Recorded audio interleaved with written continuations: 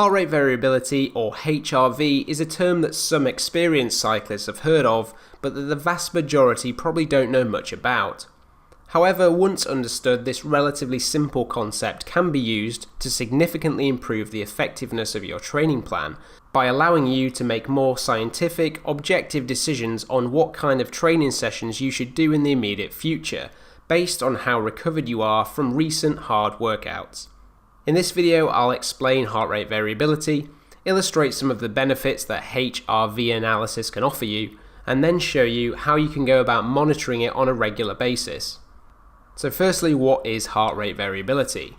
Heart rate variability is essentially self-explanatory and refers to how variable, or regular to put it in another way, your heart rate is from one beat to the next when breathing in and out at rest.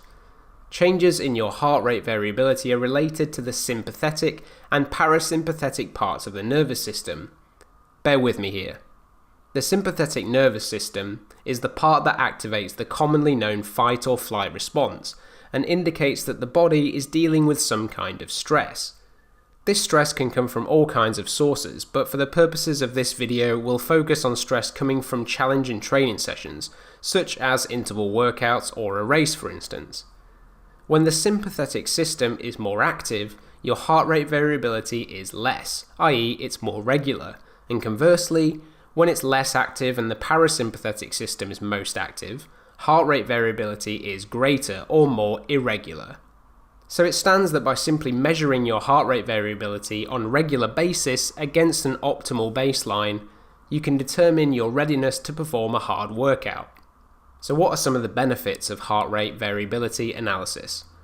The key benefit of HRV analysis is that it provides a more scientific means of measuring your fatigue levels and rate of recovery, as opposed to a purely subjective judgment, something like, I think I feel okay. Whilst this subjective point of view is very important, it's strengthened greatly when combined with a more objective measure, much like heart rate training is when used alongside a power meter. This can have very positive implications when it comes to avoiding things like non-functional overreaching and later overtraining, injury and mental burnout. It allows cyclists or their coaches to tweak their training plans from one day to the next and provides a solution to blindly following a plan that will always be somewhat speculative, especially if planned weeks in advance. Heart rate variability analysis, whilst it sounds quite involved, is actually very easy to conduct, making the process of measuring it daily and tracking it over time not as challenging as it might seem. So how do we go about monitoring heart rate variability? Well, all you need to monitor heart rate variability is a smartphone app, something like Elite HRV, some of which are free and some of which are paid. Different apps use different methods of measurement, and I prefer those that link up with a compatible heart rate strap to take a direct measurement, as opposed to using the camera on the smartphone to try and detect heart rate. You can then record the results using the app's built-in system in your own spreadsheet, or link it up to Training Peaks or similar piece of software which will automatically create a graph of your HRV over time. So as mentioned, heart rate variability is a way to measure the degree of stress your body is experiencing, but this stress may be coming from many different sources, not just an overly ambitious training plan.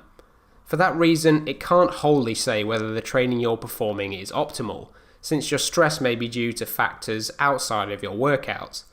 Nevertheless though, if your body is stressed, it will have an impact on your training, so it's always important to consider. You may find that your heart rate variability results don't always align with your subjective feelings, which can leave you in two minds about what training is right for that day.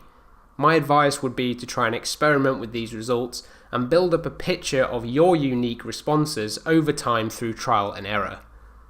Finally, HRV analysis is most useful when determining whether to perform a high-intensity training session in the immediate future, and is concerned more with intensive training in general rather than longer, more endurance-based workouts. Even though the latter can leave you tired, they don't usually elicit the same sympathetic response as high intensity does. It's also worth noting, to get accurate results, that you want to take your heart rate variability readings at the same time and in the same sort of situation each day.